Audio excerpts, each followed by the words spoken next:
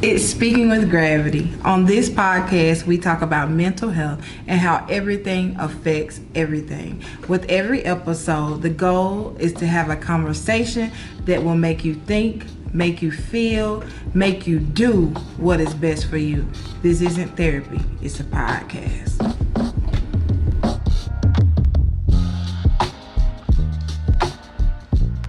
Welcome back to Speaking with Gravity. I'm your host, Kervin, and today we're going to dive into a topic, the power of mindset, and exploring the barriers that hinder our ability to change.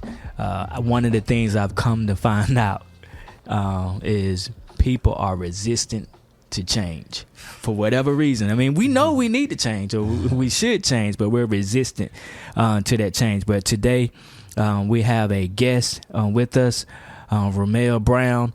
We're gonna come back to him. I'm gonna give this little QD of the hour real quick, and then I'm gonna come back to him and have him introduce himself. The QD of the hour. That's quotable data for you. It's like a version of fun facts for you to be able to share with your friends, your family, co-workers, church members, so you can let them know that you know about mental health. According to the book, it's a book by Dev Gahavi, I think is how you say it. He claims that about 80% of success is attributed to mindset, and only 20% to skills. This emphasizes the crucial role that your mindset plays in achieving goals and personal growth. And it ultimately boils down, and I believe our guest can be able to share his insight on this. It boils down to what you believe, believing in yourself.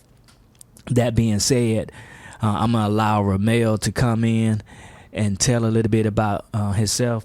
Tell, your journey, how you got here, what made you decide. And I know a little bit, but you gotta talk to me like I don't know nothing. Yeah, for sure. We had we had an opportunity to work together. I think it was about 2 months ago or so. Yeah, it was about 2 months ago. Yeah. It was for Young Brothers Academy. I love what they're doing too for the young kids out there. Yeah. Trying to just show them the way, give them a path of becoming a young man and what it takes to be a young man in that transformation. So shout out to Young Brothers Academy for, connecting us and bridging us. And now we're here. Yeah. But go ahead and tell us your journey, man. So Ramel Brown from Greenville, South Carolina, and born and raised. I went to Greenville High School, and right after Greenville High School, I went to go to Johnson C. Smith University for my undergrad and played college basketball, part of one of the best fraternities in the nation, Kappa Alpha Psi. After that in my journey,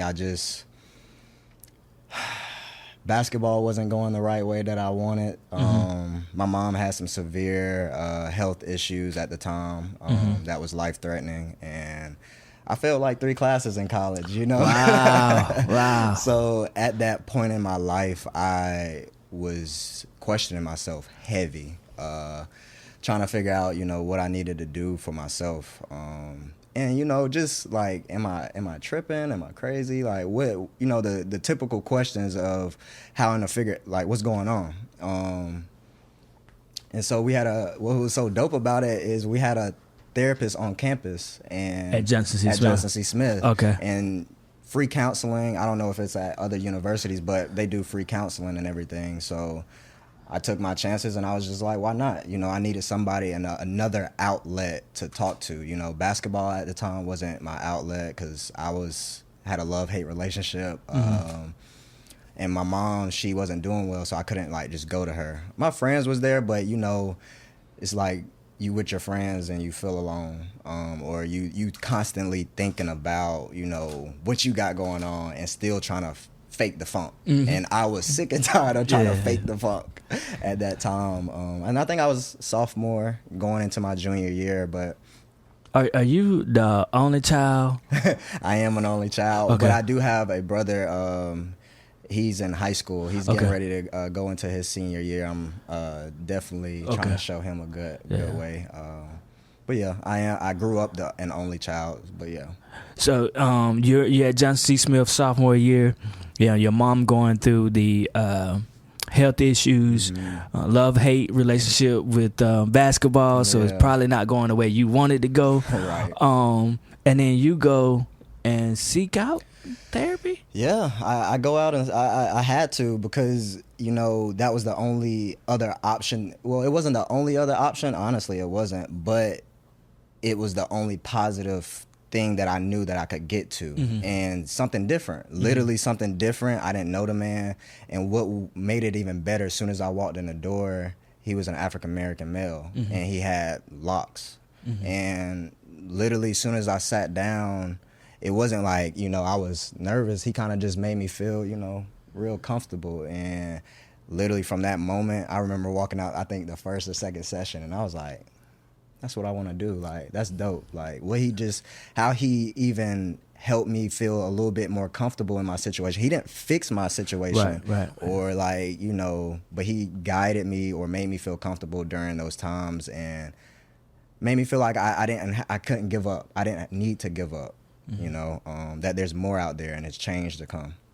So you're at John C. Smith. You find my man with the locks, Mr. I don't want to mess his name up. I know his last name, Mr. Derwin. Okay. Yeah. All right. Mr. Derwin. Mr. Derwin. And then you graduate. You graduate from John C. Smith, and then you go. Well, where? During that, so after that moment that I had, it kind of woke me up. I was like, wow, like, I want to do something like that, but how can I provide positivity to people? Because it was so much negativity going on. And then this was like kind of right before the pandemic happened. And I literally had started Mel's Minds around that time, where I spoke on campus about mental health. And because my undergrad was psychology, my major, so started Mel's Minds, doing speaking engagements. I started sending out daily messages to all the people in my contacts, positive affirmations, like, because we see so much negativity on social media or wherever we go. Why not show a little bit of positivity? Why not show love? Because that's what it's all about. So you just took the initiative.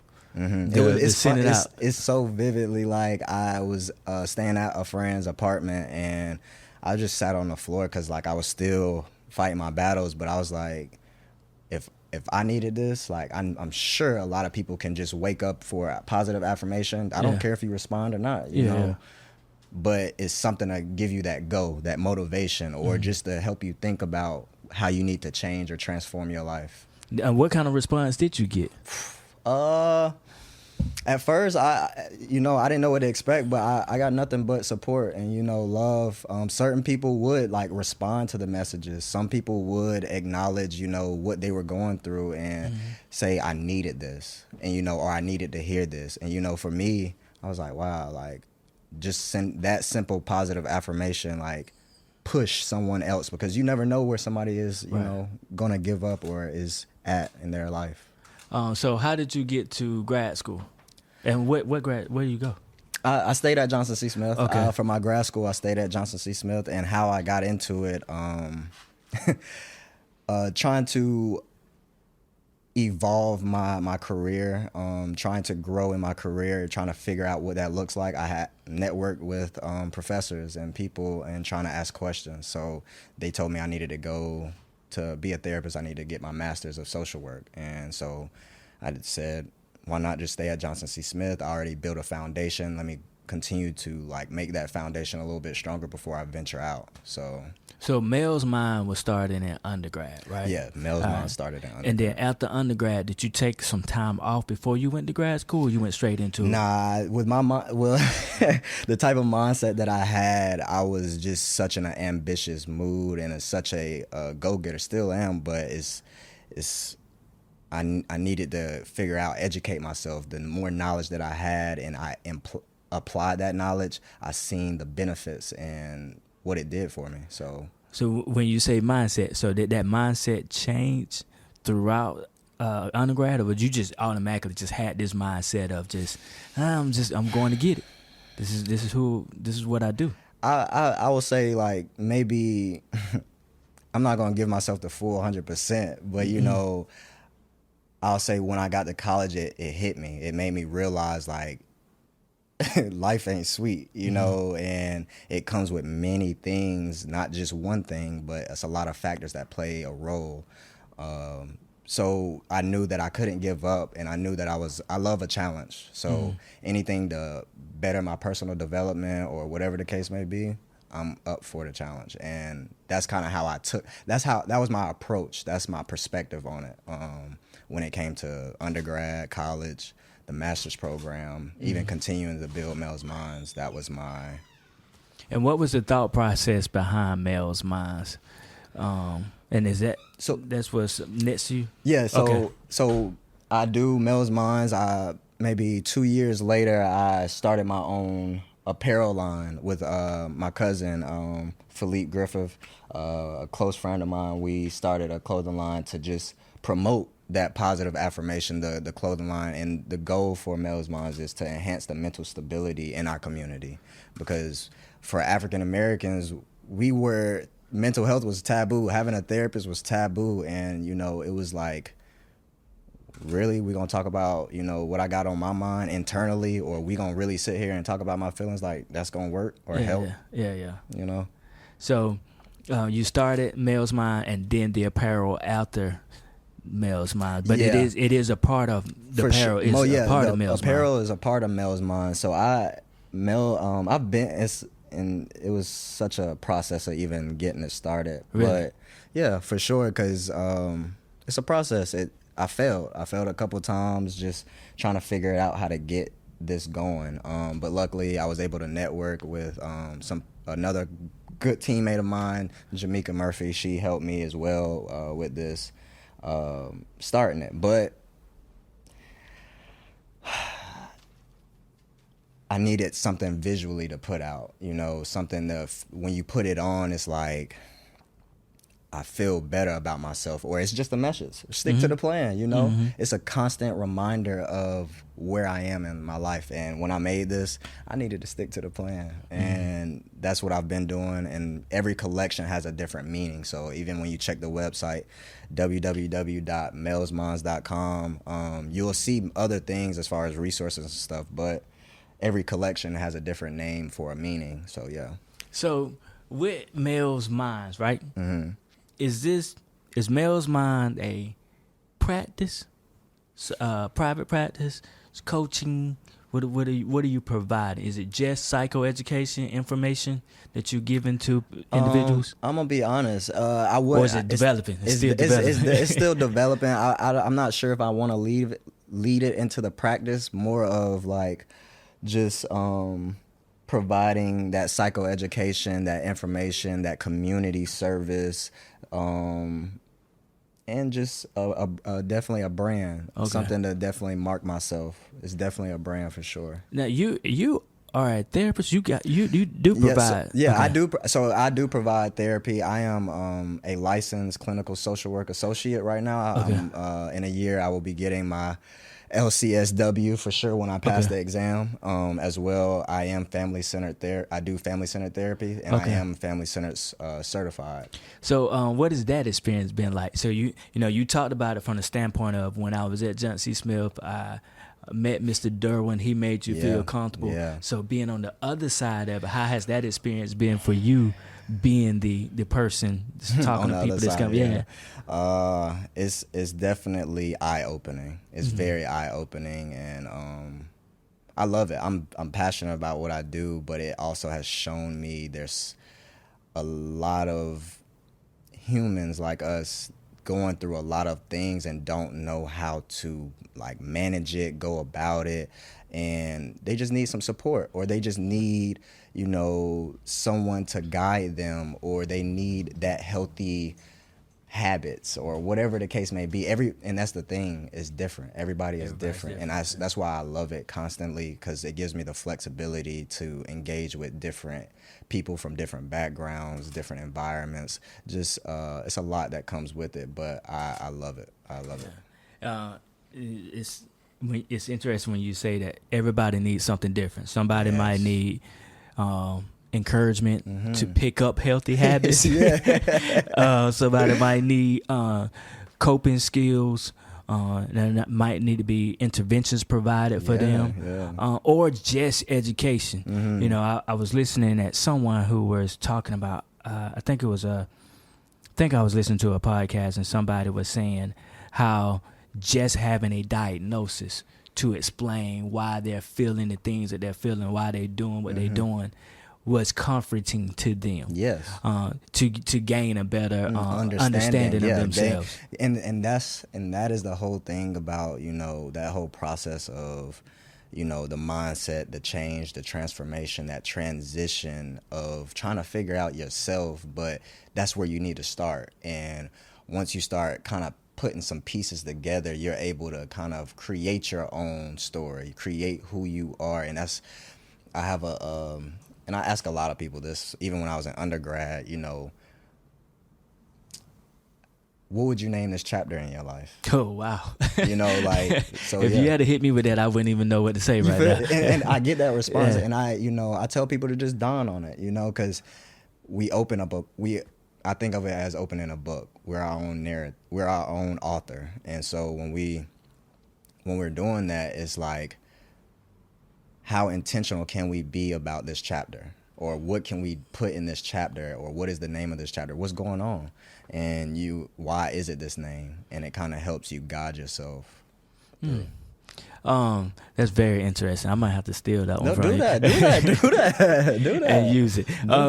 What are we discussing mindset, and you mentioned your mindset. Really from the beginning is you've always been ambitious. Yeah, most definitely. But your style of ambition has changed over time. Yes. Okay. Yes. If you, and I don't know if you really have the answer to this. I don't know if there's an answer, if it's more opinion based. Yeah. But what different types of mindsets would you say you've seen, witnessed, came across? Yeah, what different types of mindsets? That's a good question. That's a very good question. I've seen many different mindsets because, like I said before, everybody is different. Everybody, you know, brings something different to the table. And for myself, you know, I'm gonna speak for myself, but you know, I have certain people that are on my side and on my team. I know for a fact, you know, they might not be as ambitious as me, but they work different than me. So I have to kind of meet them where they are to understand that language, because as humans, we, like you said, we different, but we have to just understand each other and figure out, how do you work best? Where is this person good at to, you know, be their best, or, you know, do what they do best. And yeah, I don't have that answer, but I have seen different mindsets. Yeah, and I think it's important to note too, in regardless of what you identify your mindset is, you don't always have to change it, even though we are talking about changing. You don't have to change it. Just having the ability to work within that framework. Now, here's the thing: if you have a negative disposition, right? You have a negative mindset.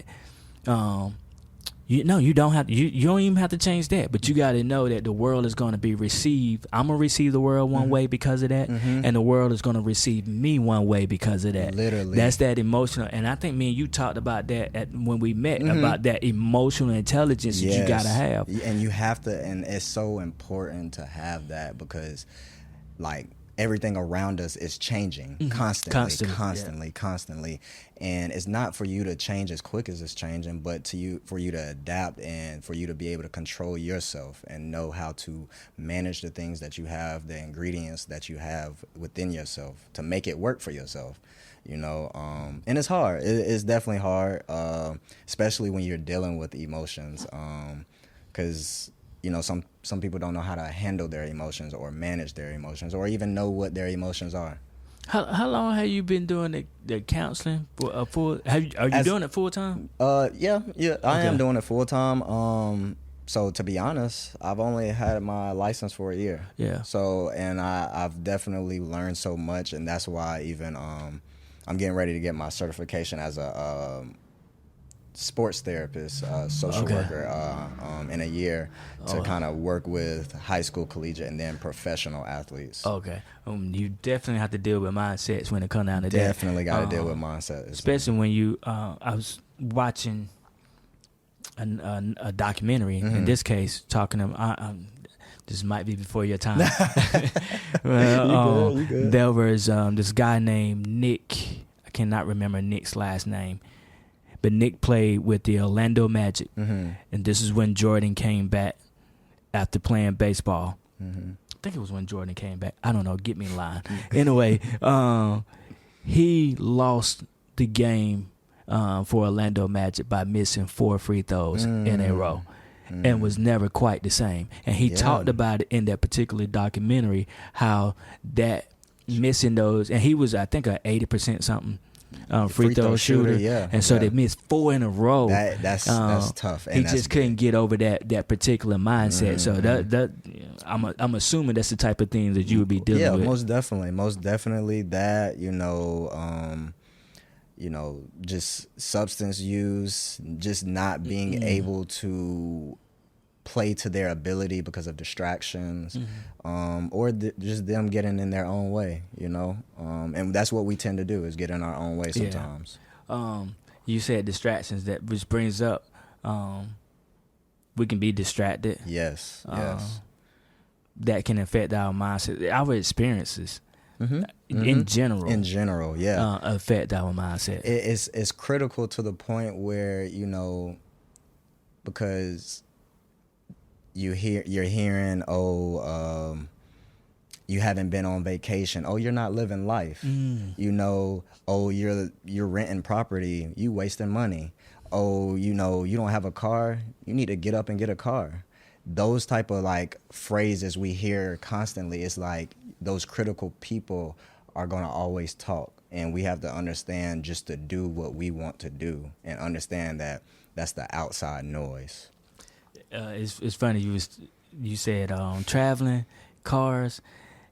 Man, the generation behind me, they do the most traveling every time I turn around on IG or somewhere, somebody's going somewhere, they doing something, I'm mad. I feel you. I'm mad because they're doing it, but in the same token, I probably had the opportunity to do that when I was younger, but my mindset wasn't there. Because of my experiences, I wasn't seeing. Social media wasn't the way it was now, so I wasn't seeing how you can manipulate situations to be able to go on vacations for an extended period of times or multiple times. And that right there, that whole phrase you put in is how we have evolved. And constantly evolving to the point of making it available for us to have that flexibility to do those things, or the opportunity to do those things, like you were saying. So I definitely agree.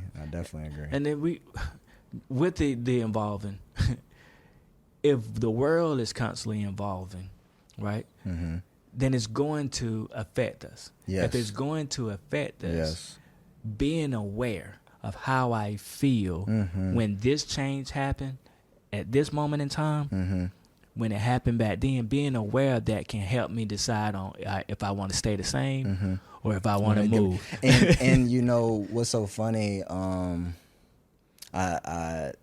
that's the great thing that I've learned about just change overall and being a therapist is that, there's 5 steps to it, but at the first step is the pre-contemplation stage. And that's where we are just unaware. We don't even know that we want this change or we need this to change, but that's the thing that has to change. In order for us to get to that next step, it has to change. Internally, we might know, but we are still, I'm good on it, or we just, until somebody points it out, and as therapists, that's sometimes what we do, or we, make a suggestion on. Well, I think one of the unique things too about when we're talking about therapists, everybody have their style, right? Yes. So Typically, I'm gonna practice CBT, which is cognitive behavior therapy, for those who don't know what CBT is, or ACT, ACT, acceptance commitment therapy, Adlerian therapy. I kind of dive into that. But whenever you go to a therapist, you're gonna get what they know and what they study. Yes. So when you was talking about the change thing and the base of it, like, that went over my head because I don't. No, yeah, you fine, yeah. That one I hadn't studied that one. Now I'm gonna have to go home and look that up. Yeah. But that's the beauty of being able to have to go see different therapists, because they're gonna bring different things to the table. And that's what I tell, especially like our people, our culture, our African American people, that, you know, you might meet your first therapist and you might not like them, or you might not, you know, mesh with them, because it's a relationship. And I tell my clients that we're building a healthy relationship here. So the goal is to, you know, be open, be willing to, you know, to get to understand me and my approach, and I'm gonna understand you and your approach. Just be honest. And that's the thing with building those relationships, is just understanding. And as a therapist, me understanding in all my relationships that, you know, everybody is different, and we have to connect and understand each other, not to, you know, be right or wrong. Yeah, most definitely. And that's it can be beautiful. I like how you said that you're building a relationship as you go along. Like, you don't. Yeah. Some people have that ability to kind of make a difference from the beginning, like the very first session. But if they can do that in that first session, it's gonna keep going. It's gonna you like I have some clients that I've grown a huge relationship with that, you know, they text me what their kids got going on, and I love that, because it shows me that they're on another side from where they were. They're past that, and they're growing and they're enjoying their life, and that's what it's all about, is enjoying your life the way you want to enjoy it, embracing the things that you want to enjoy. Because right now, we building right now, you know. So let's talk about some things when we are talking about change. Some things that we can do. I'm looking at my notes here. Yeah. Do you have any thoughts on self-reflection, self-compassion, or reframing negative thoughts? Yeah. If you got something, you can jump in. If not, no, I'm huge. No, okay. Yeah, I got you. I'm huge, because I think self-reflection was another key point that I learned that got me to the next point. One thing I do myself is I journal in my notes. And I mean, like, I could show you, like, I journal, like, in my notes. Yo, you do yours on the phone? On my phone, just because I don't mind writing, but when I write, it's just like if I'm planning or structuring or strategizing. But like, you can see it now, like this, it's a chapter 1, boom, boom, boom. I'm just talking. You the chapter guy. Yeah. I'm talking to myself. But one thing that I do as far as self-reflection is, today's what, August 12th. I'll go back 2 years ago on August 12th to see what was going on? What was I doing on August 12th at this time? And just to kind of put me in that environment, or that mindset of like, okay, where have I grown? What mistakes were I making? Have I bettered my mindset in it? Or am I still doing the same stupid stuff? And sometimes, Mel, you still doing the same stupid stuff, but I have to like take that accountability in myself and that self-reflection. I have to be real with myself. I have to. So self-reflection for you looks like not only writing in your journal to reflect on the day at hand, but going back, maybe a year or two later to see, all right, what was that day like at that time, and where am I at now? And it's helping me, like, that's powerful. That's powerful. Thank you. It's helping me, you know, understand my past and understand what like I said, the good and the bad, because I have to do that. As bad as it sounds, sometimes you have to put yourself through that to understand yourself a little bit more, or where you're missing these puzzle pieces to kind of fit them in. And then, like I said, once that pain, you welcome it, you embrace that pain, but you don't let it overstay its welcome, because if you let it overstay its welcome, it's going to follow you in that next chapter that we talked about. It's still there in that next chapter, and we still in that same cycle. And not only is it there, it's like you say, in the same cycle is influencing influencing your decision making from day to day. Yes. And I mentioned earlier, self-compassion, but compassion in general, having empathy. I try not to share too much when we're talking about I know therapy sessions with people. But I remember talking to an individual about a mistake that was made, right? And the individual was talking about they were okay because they had asked for forgiveness, that reached out, asked for forgiveness, received that forgiveness, and then I posed the question, because we're talking about self-compassion, right? Right. I posed the question, have you forgave yourself? That's the biggest. When we're talking about forgiveness, it's not just, okay, this person is, I'm extending my hand and this person is taking my hand and shaking it. It's not just that. It's not. You gotta forgive yourself too. You have to accept the fact that you have to. It is what it is. And what, like you said, you have to accept the fact that to forgive and forgive yourself. And I love that because we go through this guilt trip, this ashamed feeling of putting ourselves through this, but and I consider myself holistic, but that's the part about all the factors in yourself. You put yourself through this, and this is what you wanted at that time in your life. This is what you were wanting to embrace and engage in. Don't be upset because you did that. At that time, that was cool, and it rode its ride till it could. And that's where you gotta accept that and forgive yourself. Like, it was a good ride. I enjoyed it. It was good times. It was bad times. And once you're able to, like, as we say, put your chest up and chin up and face it, it will be a easier ability to handle that next chapter or that next phase in your life that you go through the same thing. It's definitely a journey, man. No, it's a journey, and that's why I don't know. In my notes, it's literally the name of my book is called The Journey of the Mind. Okay. So it's definitely dope because perception versus perspective is a huge thing that I love to talk about. So when you coming out with that book? I don't know, man. I like the title. Thank you. The Journey of the Mind. I appreciate it. And then, again, referencing what I said earlier about reframing thoughts. If we're talking about mindset and shifting your mind, having self-compassion for yourself, reframing your thoughts and self-reflection. Now, when I think of reframing thoughts, one of the things I like to do in therapy is challenge people's thoughts, right? So, when you're saying, man, this always happens to me. What do you mean by always? Right. Let's break this down. How many times has it actually happened? Yeah, for sure. And then in comparison, like, okay, my car always breaks down. Well, how many times do it break down every month? Nope. Yeah. Do it break down every year? Well, it just seems like every new car I get, it breaks down at least once. How many new cars you got? Oh, I done had 2. I had 3.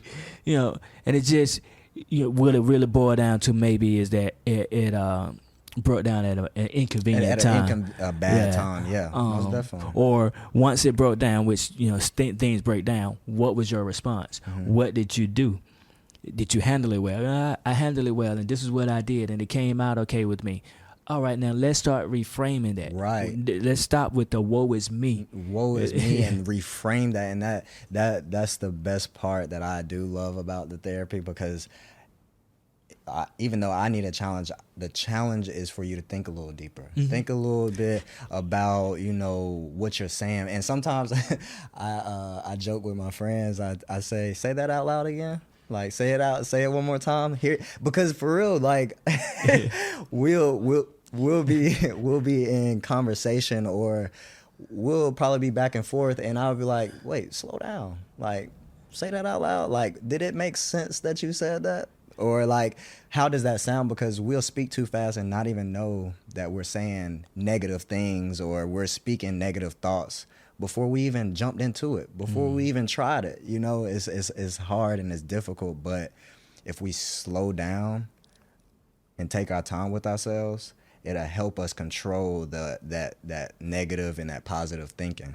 I like when you said that, because people always say, what is therapy going to actually do? They can't solve my problem. What does talking do? But you said it when you ask them to repeat it again. When you're repeating stuff or when you're saying stuff out loud, you're thinking like, wait, what? That don't make sense, or that do make sense, or it don't make sense, or wait a minute, I ain't mean it like that. Then you trying to explain it like, well, wait, did I mean it? Exactly. You know, I remember being in a argument with somebody, going back and forth, and the person was justified in their argument, right? Yeah. And I recognized that. I was like, dang, my bad. It's my fault. Yeah. You're right. And that the person received it, but they kept going. I was like, all right, so what now? Right, like, you know I apologize, and I like, said you right. Like, do you feel better about yourself now that you done continue to go off on me? Right. And the individual was like, nah, actually I don't. I'm mad. What you mad about? I ain't even mad about that no more. I don't know why I'm just mad. Yeah, and that'd be the funny thing is like, so you just mad? Yeah. You gotta, yeah. You know, I guess I wonder how it is for people who like your friend, my friend, and I'm not saying that I intentionally put therapeutic stuff out there, but like for you to argue with me, it's not like arguing with somebody. No, yeah. I mean, to be honest, with a good bit of my friends, all of my friends that I consider my friends, I definitely do that with them. Just because, like I said, sometimes I want to build that healthy relationship with them and continue to, keep them on their toes when they're bettering themselves as well. So I definitely try to put that out there. And sometimes, I just keep it to myself because it's not the time to be doing that. Because I go back and forth with you, my friends at least, my friends. Yeah, I have this thing. It's on a shirt somewhere. You need to teach me how to get in. Yeah. But sit with a therapist because the conversation is different, right? Because that's dope. It really that's a dope is. Saying. Yeah. No, it is very really different. is. It's very different. It's where we do. I think my nephew asked me, "Do you know how to turn it off?" Like, yeah, I do, but it'll come back on. It'll come back. Oh yeah, it'll switch back on real quick. It'll Yeah. switch. I catch myself and I'll be like, I gotta stop. Or I'll be in conversation. I was like, I can't stand myself because it's like, one answer is the therapist answer, and then the other one is, and there's no difference, but it's like, it's more of a different approach. Yeah. You say it's no difference. I disagree. I think it is a difference. Because if I just give you my answer, right, I'm giving you straight off my emotions. Right. Just stay off what I feel. Okay. But if I'm giving you the therapeutic answer, what's that? If we have some type of a code of ethics, and it's to do no harm, right? So my response is sheltered with do no harm. Right. So if I give you that therapeutic, that's what I'm giving you. Yeah. As opposed to if you straight up. straight up. This is my natural reaction, and this is what it is. Okay. Right, straight. Nope. Now you can do what you want to do. Right. You can do what you want to do with this information that I'm giving you, but this is straight what it is. But yeah, okay, I got you. I agree. As we come to an end, how can people find you? I know we've alluded or talked about Mel's Minds, but right now I kind of want you to use this as a commercial. But just how can people get in contact with you? And what are you doing? What do you put? What you about to do? I need you to put that in the atmosphere. I need you to speak it into existence. Trust, I was gonna do that for sure because, like I said, just the power of it. Even when you sent me when we were talking about doing this, it was no issue for me to because I love opportunities like this to be on this platform to put myself out there, but also brothers like ourselves to show them that there's another way, that you can actually do this without it being entertainment. You can be successful without it being some type of rap career. Nothing's wrong with it, but it's like, how many millionaires or successful people do you really know that are not in the entertainment business, or rappers or sports players, you know? Yeah. So hopefully me one day. yeah, you feel And me?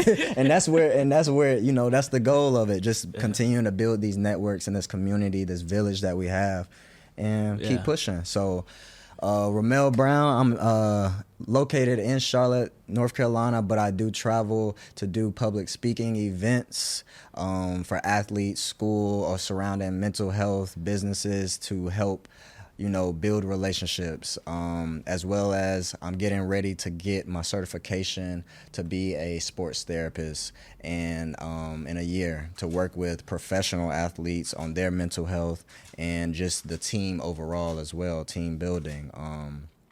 My apparel line collection just dropped, Stick to the Plan. Please check it out on www.melsminds.com. Energy is everything. Everything is energy. We got what you need.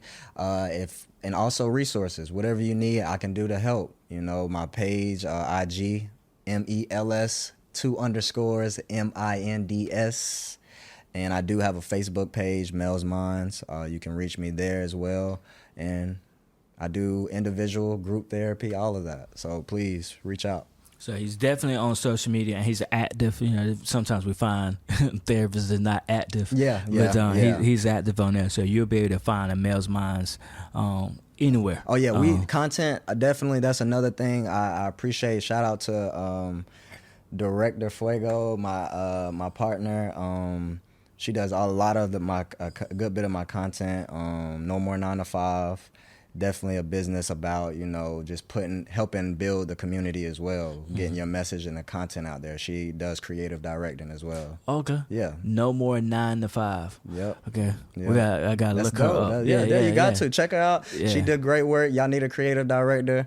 That's who you need to go to. No More 9 to 5. And she in Charlotte though. She in Charlotte. Okay. She wherever you want her to be. You feel me? We can make it happen because that's what it's all about. Like I said, we growing and we really making this thing happen, and it's in a different light. Like, not just, people think mental health is just, oh, we're gonna sit here and talk about your lay day on the couch. You feel me? Or we're gonna lay down and we're gonna bring you energy. Energy is everything, and everything is energy, and it's just a different little taste, a little seasoning to it.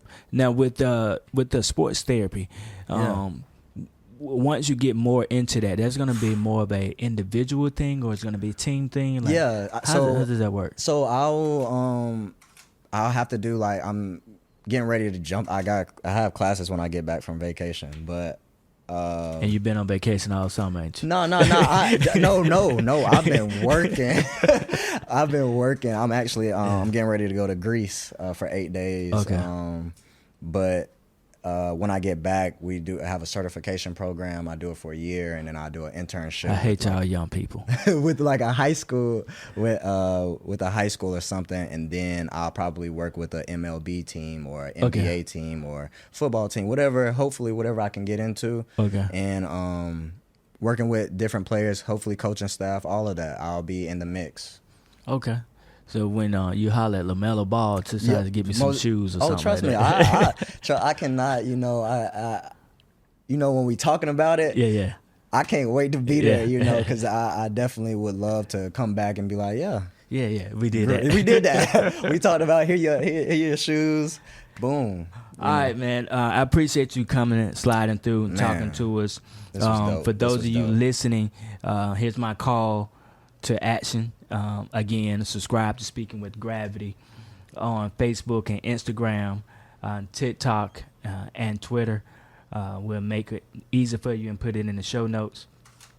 Also, with Gravity Counseling Group, we provide a wellness group every fourth Wednesday of the month. And it's for men, BIPOC men. We're trying to validate, educate, and support each other. Word. And so, I'll probably ask you at some point for to sure. come through and definitely. facilitate 1 month Yeah. for that. So I try to do it. I try to have different people that's going to dope. come in and facilitate those groups, dope. and that's free. So Free. no excuses. Yeah, like it's free and it's in person. I don't do it virtually for just privacy reasons. I want people to be really, really comfortable. I agree. Shout out to Mr. Winston once more and again Shout out for to Mr. Winston. holding us down with the audio and the visual production. Facts. You can find him on winstonjstewart.com. Check out all the stuff that he got going on. And thank y'all for taking the time to listen to us. Again, we very, very grateful. No, I appreciate it for you again. sliding I through can't with wait your to come knowledge. back and we have more to talk about. Man. Oh yeah. Yeah. So you gonna do it again? You come back again? Oh, what? Yeah, Okay. Winston, you heard that, right? We locked in, yeah, for sure. I love. The energy was great here. The environment, Yeah. I loved it. It was dope. The reason people that listening, I'm asking him, is he sure? Because that's a 2-hour drive for here. Oh, to come here. But man. yeah, but hey, I ain't mad at you. Yeah, stuff like this Ain't is mad at like, you. it's needed. You putting in your time and effort to get the message out. Yeah, for which sure. shows your passion when it Because comes down to hopefully, this. I'm not looking for it to touch 500 people. I'm looking for it to touch that one person. And, hopefully, like I said, it takes that one person, to keep going, not give up on themselves. So, Each one teach one. Yeah. All right. Thank y'all, man, for taking the time to listen to us. Y'all can be doing anything in the world, but you chose to listen to us, watch us on YouTube, and we appreciate that. This isn't therapy. It's a podcast. Yeah.